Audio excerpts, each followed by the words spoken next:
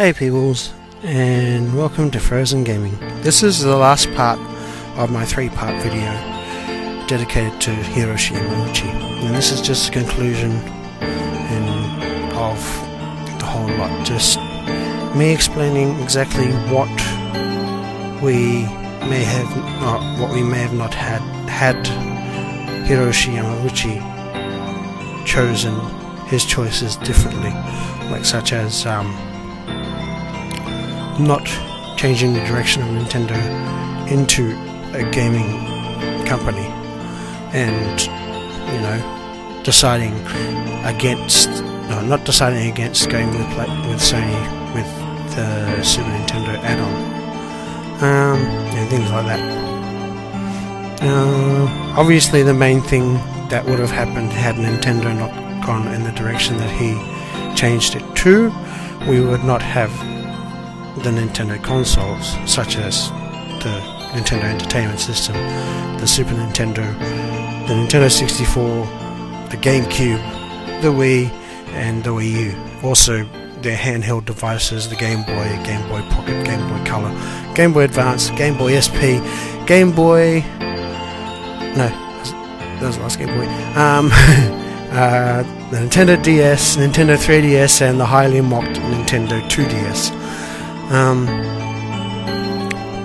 If he had not hired Shigeru Miyamoto, we would not have had many classics like The Legend of Zelda, Super Mario Brothers, Donkey Kong, Metroid, Star Fox, tons of things. Like the things that Shigeru Miyamoto worked on with Nintendo, the list is huge. Like, you should go check out the Wikipedia for him.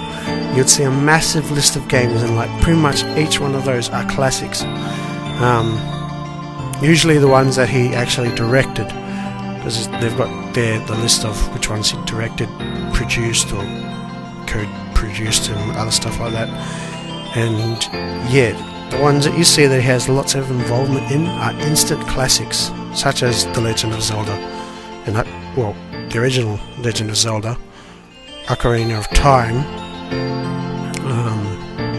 Link to the Past, many of the Mario games, and yeah, had Nintendo not gone into the gaming industry, I doubt Sega would have had too, because at that point in time when Nintendo entered, it was a very depressing. It was in a very depressing state due to Atari's hold on the market and what they did with their console and how their games work, sort of thing. So had Sega not gone into the market, I don't know if Sega would have originally actually existed. And if they had gone into the market, they wouldn't have had Sonic the Hedgehog, because Sonic the Hedgehog was only made to counteract Nintendo's Super Mario, because they had Super Mario, that was their mascot for their company, and Sega needed to make one for them. And had Sega not actually existed in the gaming industry, we wouldn't have had games like Shinobi, Wonder Boy, Shining Force, Daytona USA, Sega Rally, Virtual Fighter, Phantasy Star. There's heaps of games that they've done as well that are massive successes.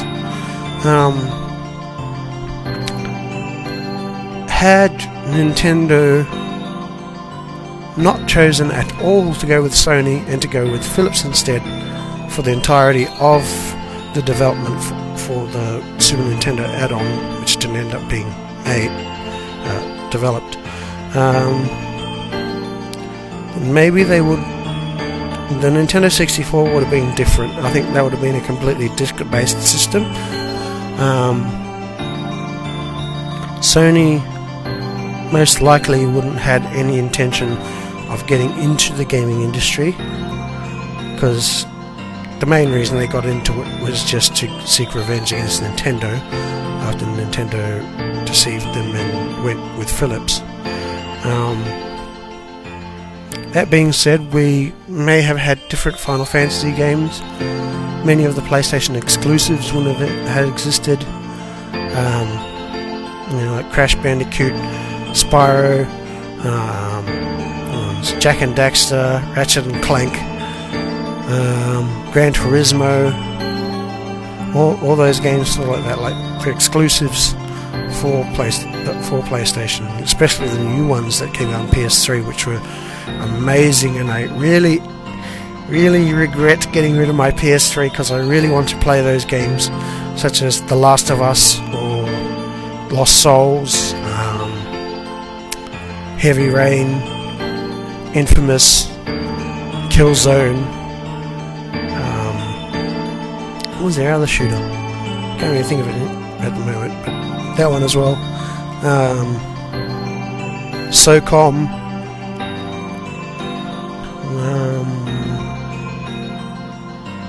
May have had a different Metal Gear Solid, stuff like that. Resident Evil, which recently came out on the PlayStation, but may still have existed because Capcom was still around.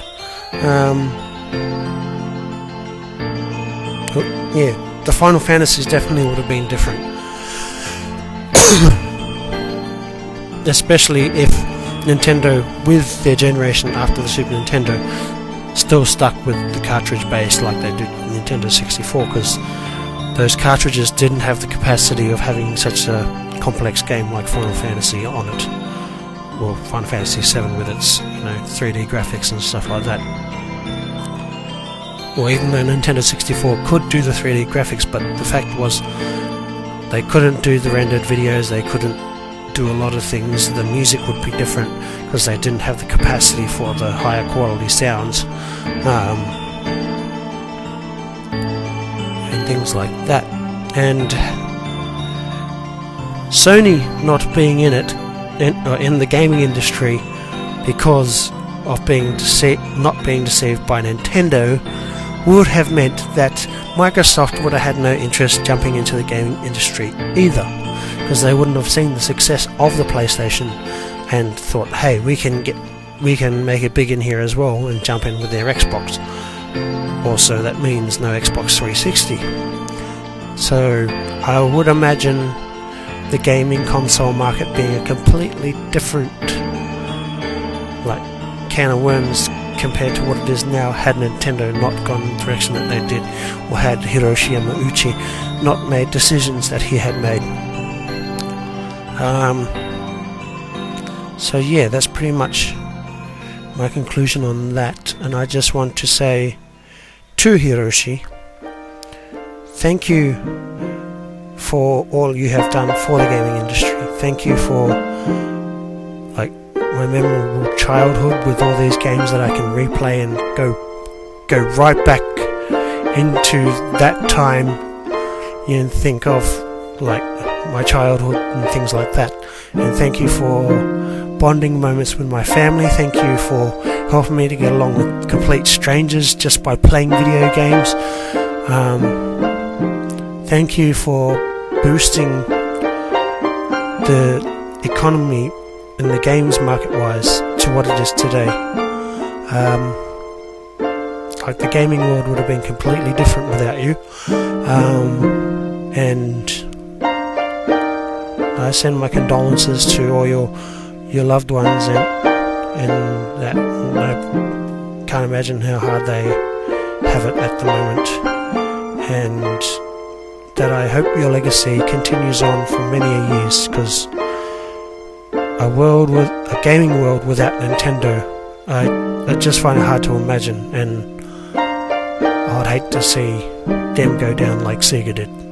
So yeah, that's the conclusion to my series, and if you guys liked it, remember to hit that like button.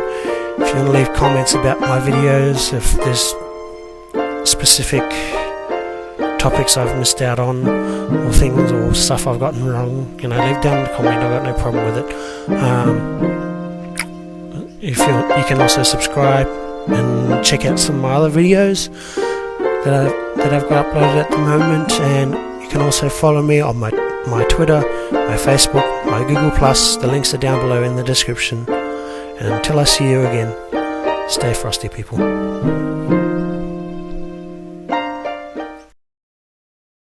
Was quite small compared to the other two consoles. It had a very interesting and unique controller that took some time to get used to with a completely bizarre button layout. Nintendo opted instead to use mini DVD discs as opposed to the full-size ones as a choice they made to try and